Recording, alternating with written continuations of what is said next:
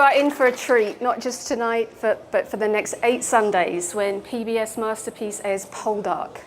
It's a rich retelling of the much-loved 1970s classic, and when it aired in Britain earlier this year, it received critical acclaim, massive viewing figures.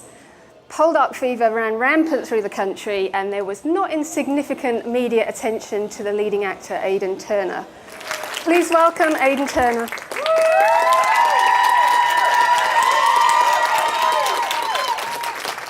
Hi. Poldark, it starts with a homecoming. Yeah.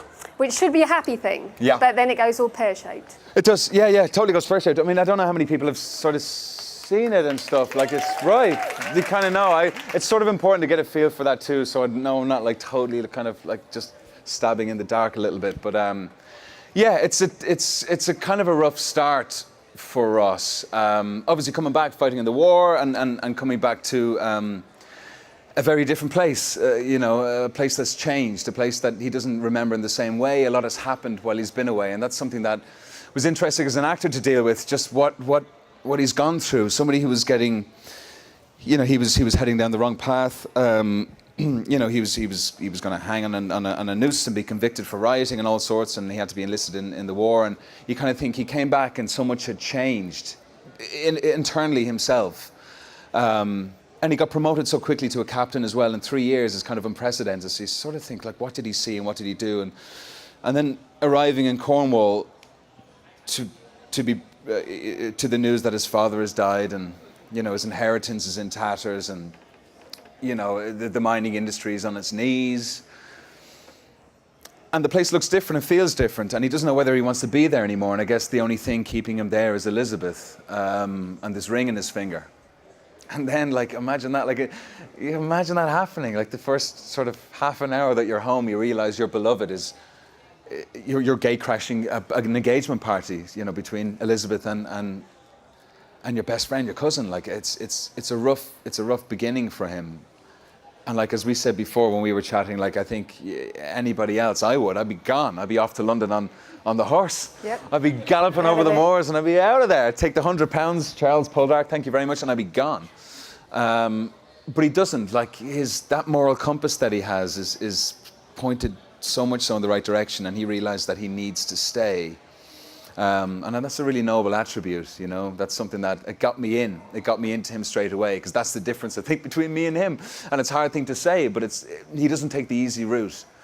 He knows that he has to stay, and he stays for the right reasons, and he accomplishes a lot of them, I think, very quickly. But it's an exciting start to the series, and to Winston's credit too. Like, in the first whatever it is, I don't know, a few dozen pages, we find this out, and it's like, wow, we're straight in there with this incredibly exciting story. And reading the script as an actor, that was something that I knew straight away. People say, when did you make the decision?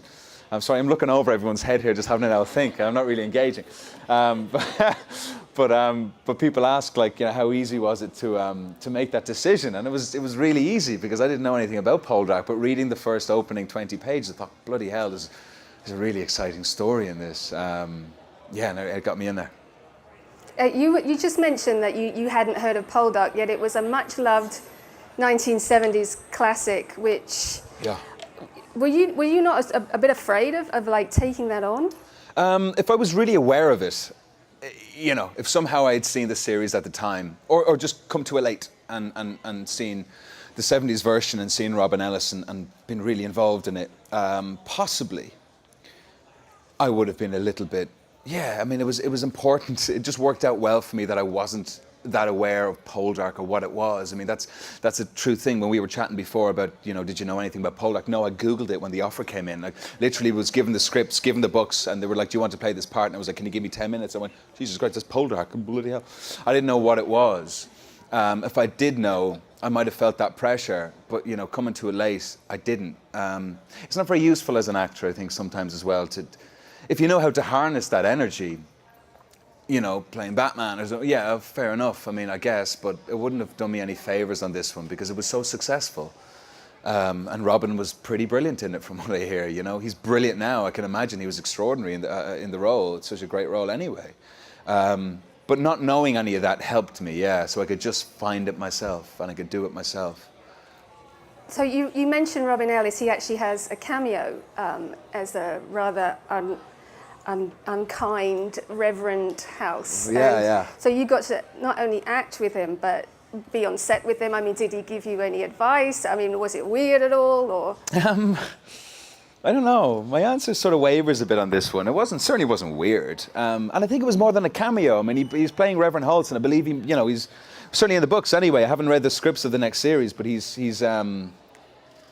playing a character. You know, he's not just showing up. He's not just showing up to show his face and hey, that's Robin Ellis, the old Ross Poldark or whatever. I mean, we were chatting. I'll tell you what was weird actually.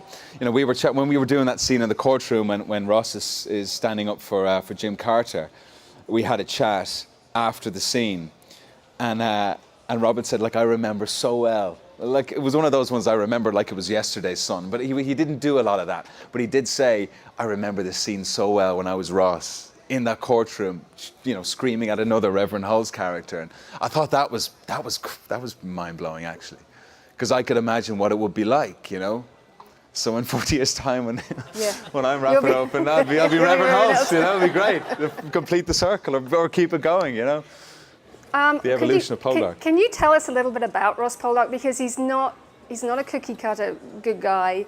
He's not the usual gentry, but he's not a bad guy either. He's a bit complicated. That's what makes him interesting. I think that's why he has that resounding effect with an audience, and why Winston, why these books are still around, and why we care.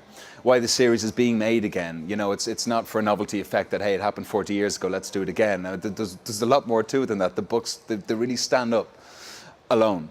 And because he writes characters so well, Winston, you know, Ross is somebody who sort of seamlessly just can kind of drift in and out of, from the aristocracy and the gentrified figures right down to the proletariat, the working guys in the mines. He can do that easily, and he's respected on every level. And he's somebody, I think, that on every level, on every class level that he meets, people sort of, they really respect him and they listen to him.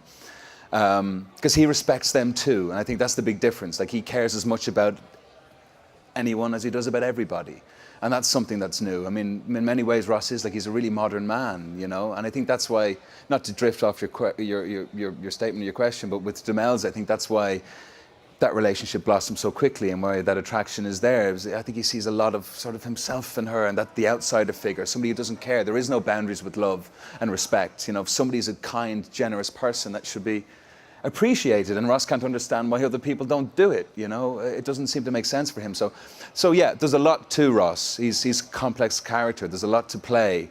He's really layered. He's not just that saintly character, you know, giving out coins and bread to the poor, and you know, and going to dances or balls, and you know, where girls are debuting and you know, carted around like chattel and that kind of thing. And he's yeah, there's a lot going on. He just can't always express it properly. I mean, that's why he's flawed on so many levels too. You know, he can't always get it out there, and he is quite selfish. And I think it comes in many ways. He is. You know, he can't express himself properly, and he gets angry with that, and he's quite introverted and self-contained, and he's not great at collaboration at all. I mean, it's not hard. He could make George Warlegan work for him very well. George just wants to be his friend, and he could harness that finance and that money and make his own agenda better, but he doesn't do it because his pride gets the better of him. I don't know whether that's a good thing or a bad thing, but it's an interesting thing to play. So with Ross, I mean, it's one of those characters you play even after one series, you kind of go, oh, just let me go back, I want to do another one. You know, there's so much there. And there's so much to explore. There are two women in his life too. You mentioned Demelza, and of course Elizabeth, who threw him over. So it's a bit crowded, really. I mean, how do you... It's a bit crowded. It is, and just, you know, it's funny, just rereading the books 3 and 4 lately. There's a lot more of that in it where he explores that, and it's so interesting because it is like that thing. You can't just turn off the love switch and go, right, well, I just don't love you anymore because it's not convenient.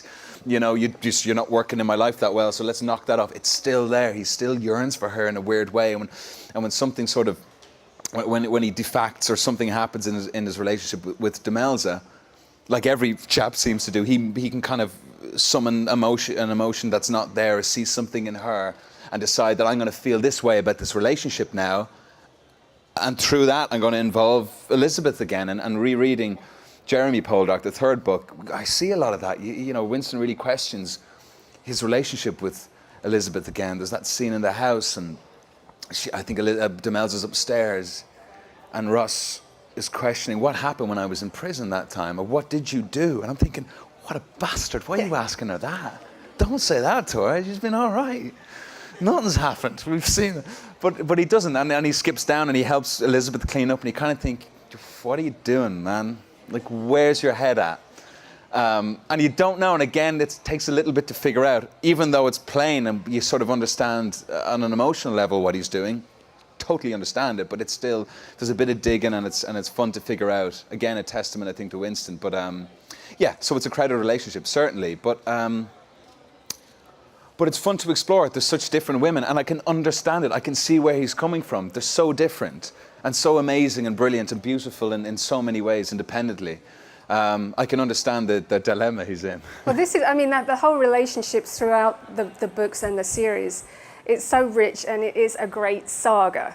I mean, you do have this big span of, there's a lot going on aside from Ross and Demelza and Elizabeth. And one of the things, of course, that you spoke on earlier is the Warleggans. You've got to have a villain. Yeah.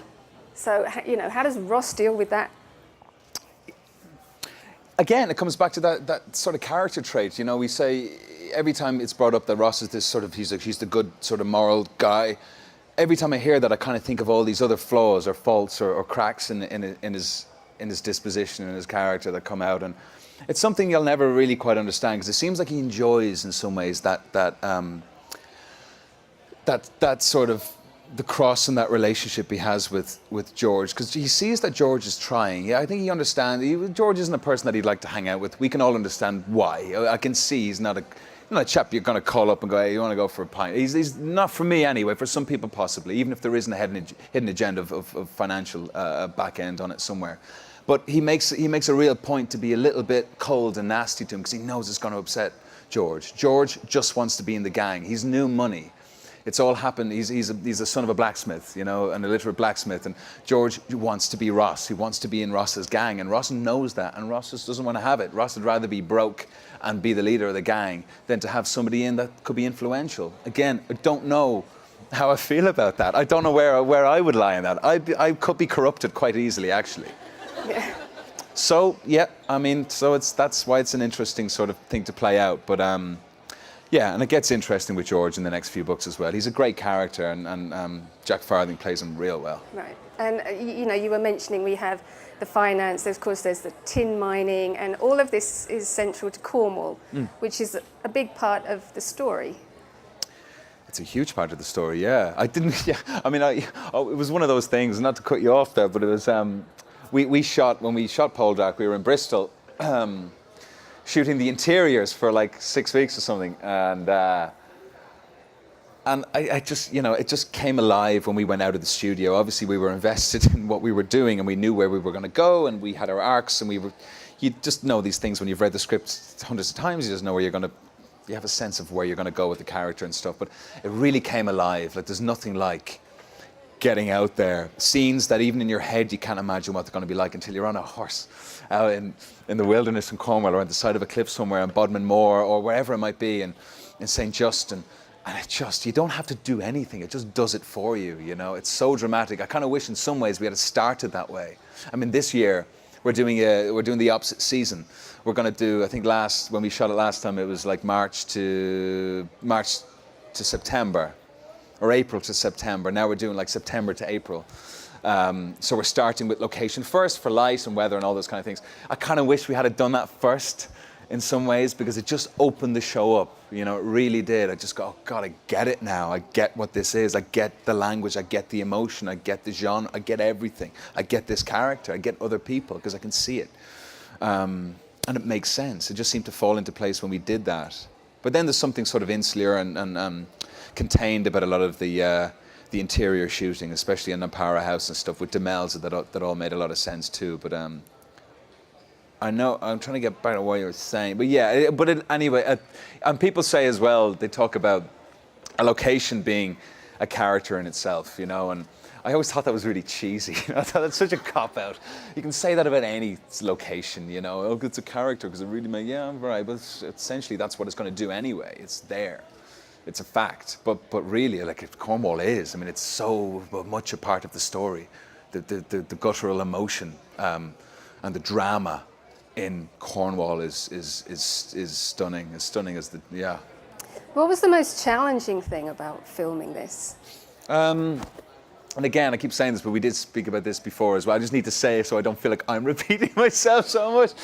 But it was like, it's those weird things that come up. Like I was petrified of like people talk about, are you scared about playing an iconic character or anything like that? And I was just petrified of it getting sick, because I thought, if I get ill, I'm screwed. Like if I jump off the horse one day and just go rank on an ankle, I'm like, oh dear, I can't work now for 3 weeks, and we just got to shut down production, the crew go away and probably don't get paid and have to show, we're going to lose people, and that's a nightmare, and that's only a rolled ankle. I mean, if something happens, that scared me, because I thought, I can't insure myself emotionally for that to happen. There's nothing I can do to stop that happening. I'm careful and I will be, but that scared me. Just this sort of the delicacy of oneself when you're out doing that and you're committing to a role, and you're on a horse and you're doing a thing, or you're just working a job for 6 months and you're training and everything. People get sick all the time, and I didn't. I one day getting food poisoning because I had a dodgy sandwich, and that nearly derailed me for the bloody whole thing. And I got over it, and I wouldn't mind. It was a day when the press came as well. I was just like, I'm not speaking to anybody. I was such a drama queen. It was awful. But that scared me, but that was it. So that was the hardest part, was trying to just maintain it, just stay on this thing, stay on this juggernaut, yeah. I mean, we touched a little bit earlier too about how there has been the Poldark effect, they call it. I mean, what's that? Tourism's been up 70% since the show in Cornwall. Right. Poldark, the Prime Minister of Britain was called Poldark. They said, oh, he's like Poldark riding in on his horse. So it was even mentioned in Parliament. And there's been a lot of attention about your physique throughout the show, which, we got a bit of eye candy there. Drop the bottle over here. Sarah, you dropped your book.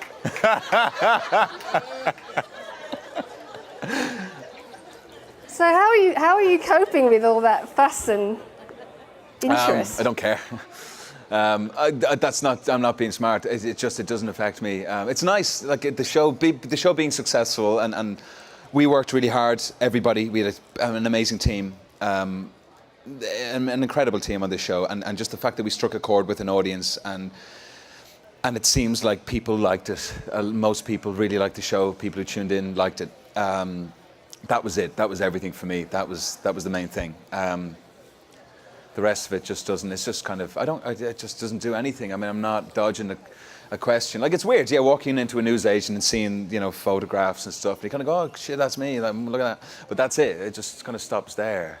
There's no more you can do with it. You can. Well, you just can't do anything with that. There's nothing. It's sort of it's an empty vessel. So. It just burning calories and any of that stuff and worrying about it. Being aware of it's fine. It'd be stupid not to, but it just doesn't serve me. So it doesn't bother me. I mean, you mentioned that you're starting up season 2. Yeah. And there's a lot of material left. There's 12 books, I think 6 of which have not been filmed at all yet. They came after the last series ended. So could you see yourself going through to the end? Yeah, well, I mean, it's sure. I mean, it's a hard question to ask. So many things need to be in the right place. I mean, for what we've achieved on the series we've just shot, the team that's in place, having Mammoth and Debbie and the BBC behind us like they are, and everyone in Cornwall, and just the cast that we have, and there's so many people need to be committed to the show to make it as good as it has been. You pull one or two of them out, it's probably not the same show anymore. If it's not replaced in the same way, or if it doesn't work the same way, and people don't evolve in the Poldark world in the same way. So it's a hard question to answer. Of course, you'd like to say yes, but it needs to be as good. The bar is high now, and it can't lower. And if it lowers, I guess it's over. So, yeah. I mean, I hope the next series is as successful. The one that we're going to do, that we're booked to do, and we're available to do, is as successful as the next one. Yeah. What was I going to say? This version sticks a lot closer to the original books than the last series did, the Robin Ellis series. Right. Have you had any reaction from Winston Graham's family or any of the? Andrew Graham, Winston's son, and Peggotty Graham, Andrew's wife, have been incredibly supportive and have been around for the entire process. They're wonderful people and they're supportive, and they've been great, really, really brilliant. They've been a constant energy for the whole series. And I know they've worked closely with Debbie and Mammoth, and it's been very inclusive and supportive. And I get lovely emails from time to time, really, really sweet emails from the both. It's great to have that support. It's important, actually, yeah. And did you do a lot of research? Because Winston Graham was a historian. It was all very accurate in the books. Did you end up doing a lot of research on your own? Yeah, well, I mean, you kind of, I'd like to say you have to. You don't have to do anything. But yeah, it's the fun bit, isn't it? I mean, I was talking about this today doing press and stuff, and people seem slightly surprised when you go, yeah, I did some research on it, actually. I mean, I wanted to find out what Cornwall was like at the time, and you go down a mine and find out about stuff that you would never look up, like mining techniques at the time in the late 1700s. And I would never check that stuff out if I wasn't doing this show. It just would never happen. I wouldn't be interested, and if it came upon me, I just go, I just don't care about that. But because I'm invested in the show, it obviously means an awful lot.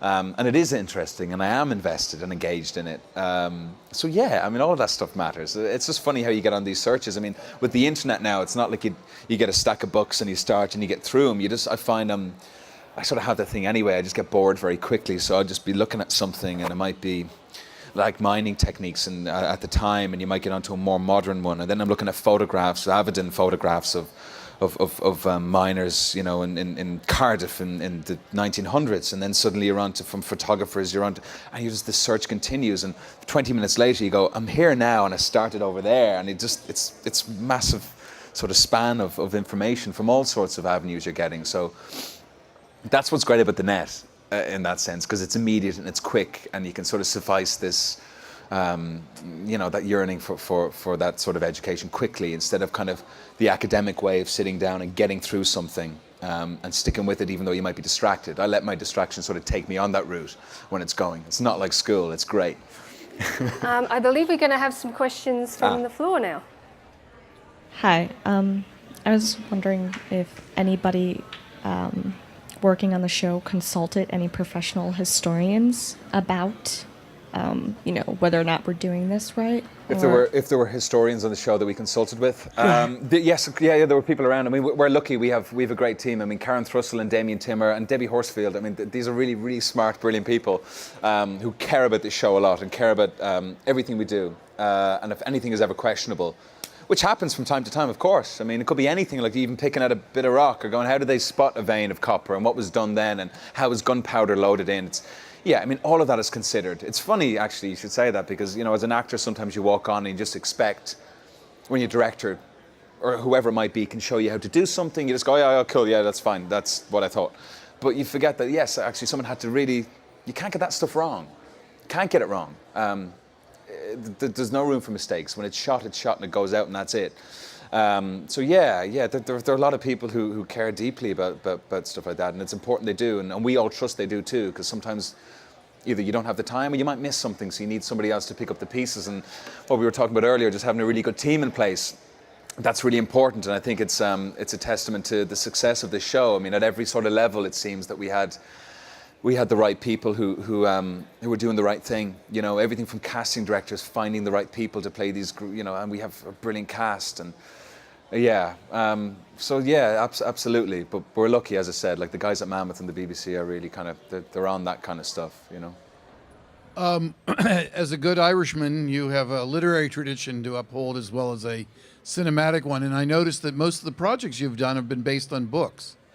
So do you find that it gives you a little bit more of an anchor, and do you find yourself needing to read the books beforehand, or I don't know about reading all of The Hobbit and Lord of the Rings or whatever, but or do you find that you don't want to read them because it might color or prejudice your characterization? Well, good question. I think for me, certainly with literature, I mean, it's different for me. I know I talked about watching the 70s version of Poldark with Robin Ellis, and that's slightly different for me to any kind of to piece of literature I might read on a screenplay or a movie or a TV show, because I don't want to. I don't want to emulate. I don't want to copy the other performer. I don't want to nick bits of his research and what he's been doing, and that's what I'm conscious of. Because, as I said before, once you know something, it's hard to unknow it. It's hard to go, okay, I can see where I might fall into that trap, so I'll try and not do that while I'm trying to be real on set. It's just too difficult. So not knowing stuff like that, not seeing a performance can sometimes be easier. I mean, look, how many Shakespeare plays do you see in actors? I mean, it's important that you see other people do it, to see where the bar is. So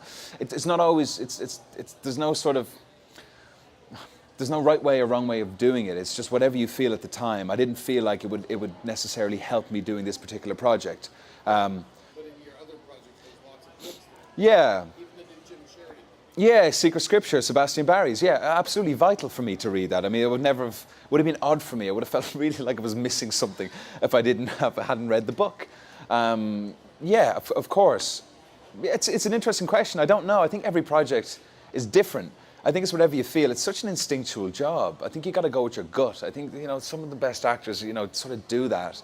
I think you can have structure and you can have a template of how you work, and that's fine, but you need to be able to sort of bend that sometimes. And if you don't feel that, if you have a feeling like, I don't think I should do this thing, I think 6 weeks training, doing this thing, meeting the guys, hanging out with the director, getting to know these actors, might not be a good thing. You might have done it for another movie and it might work. It might not be the best thing to do. And if you feel that, then don't go with it. It's a tough one. I think every job is different. And again, it's not a cop-out answer, but I think it is. If I felt ever that there was, with The Hobbit, for instance, I've talked about it before. I had plenty of time. I knew I was going to meet Peter Jackson. I knew I was going to win the room. It's this tiny book you do in a weekend. I knew I was going to do it. I just went, I don't think I want to do this. For whatever reason. It wasn't just pure laziness. I wasn't that busy. I was just don't think I want to do it. But it was the right thing to do for some reason, because I walked in and he was just so shocked that I hadn't read it. He got over it in a second, but he said, have a seat and I'll tell you how it goes. And 45 minutes later, he's reading Smaug, he's telling me bits, he's being Bilbo, and I'm sitting there going, holy shit, I think I have this part. There's no way he would do this. And it just seemed to work. There is no theory for it. You sort of go with your gut on some things, and if you feel it will help you and get you through it. Maybe I felt as well, that genre for The Hobbit, for instance, and not diverting your question, but it wasn't, I felt so sort of, I felt like I knew so little about it that reading The Hobbit just wouldn't inform me enough to get this job. So I better go in there with my own gusto and moxie and just see what happens.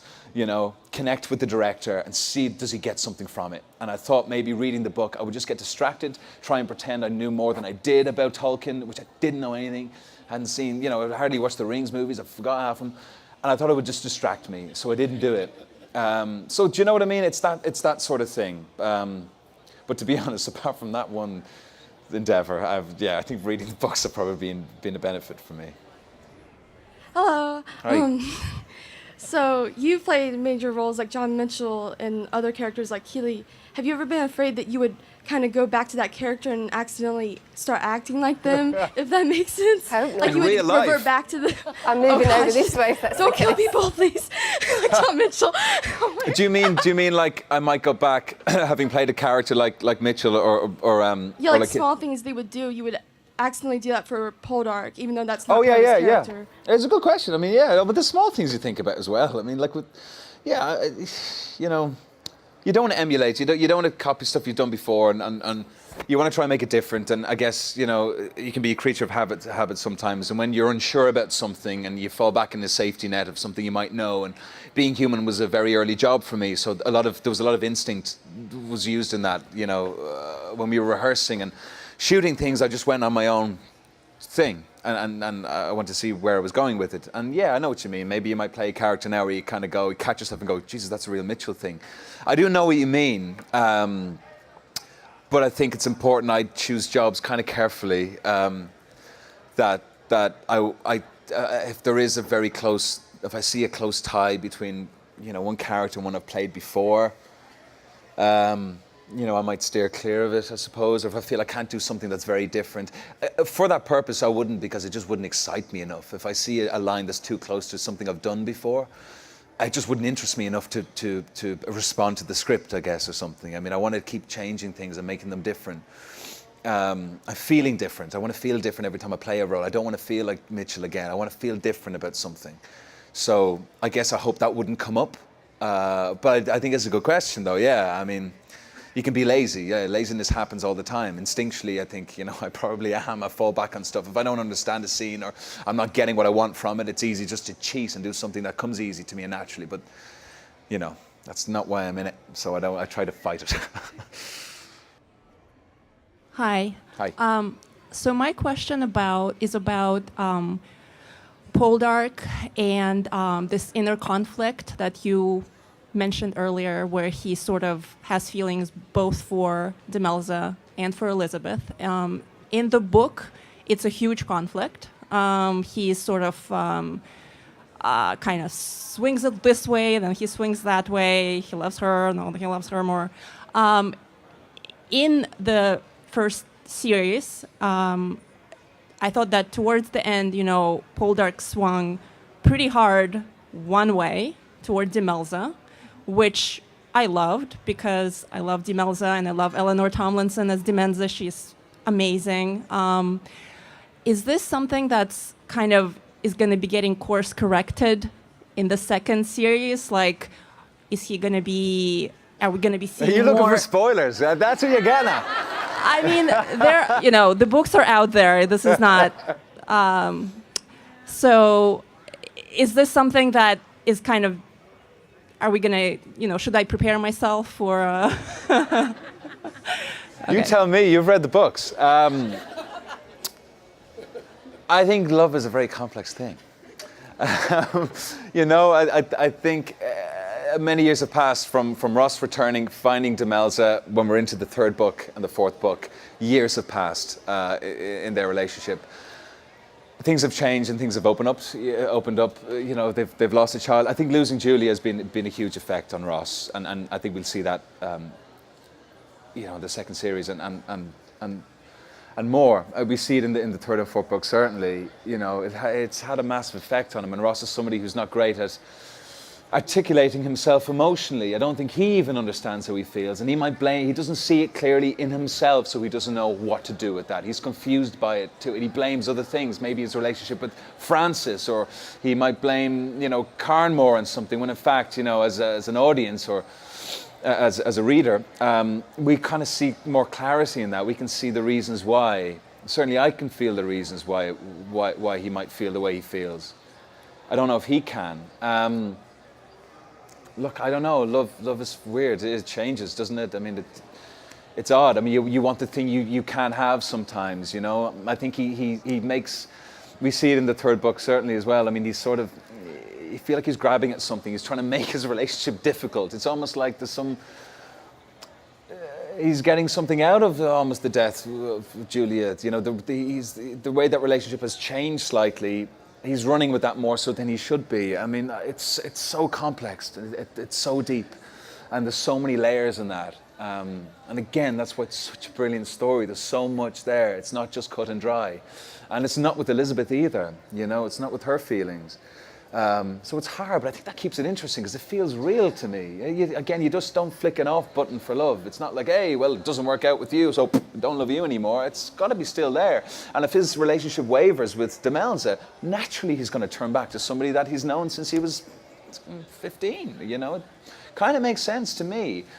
And it's great. I love that because it's turmoil. It's real emotion. It's hard to... It's hard when you're going through it yourself, I guess, but yeah, I mean, it's not supposed to be easy, is it? Hi, great Hi. to see you in New York. Thanks. There were a lot of skills that you had to learn to do The Hobbit. Were there any skills that you had to learn for the Poldark books?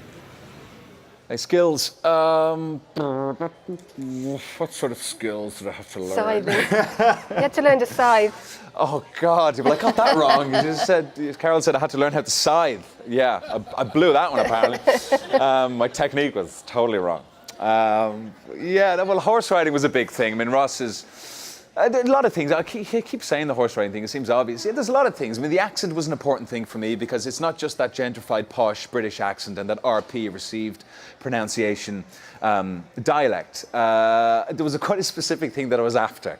Whether I executed it or not, I don't really know. But I wanted to sort of flatten the O sounds in certain parts that he didn't sound as posh or as gentrified as Warlegan or as Francis or some of the other characters. But then I have to be careful too, being Irish, that some of the flatter sounds don't just sound like, hey, you're just making a ballsy accent, mate, you know. And it was subtle. And sometimes it was better than other times. But that was something I wanted to make him, because that was the cross, that seamless thing we're talking about between the classes. I wanted him to sound gentrified because he went to public school, he is educated, it's an ancient family name. He would sound like that, but I think he's the kind of guy who doesn't like the way he sounds. But you can't always change the way you sound. It's just, that's you. And he's not the type of person that would do it anyway. So again, it's those subtleties. And you know, that wasn't a guideline in Winston's books or Debbie's adaptation, but you just get it from good writing. It resounds with me. From the first time I read it, I thought, this is going to be a thing I'm going to need to get right. You know, if you sound sort of like this and you have a thing, people aren't going to attach themselves to this character, but you need to keep it in that real world. And so finding that voice was important for me. And I was lucky I had weeks to do it.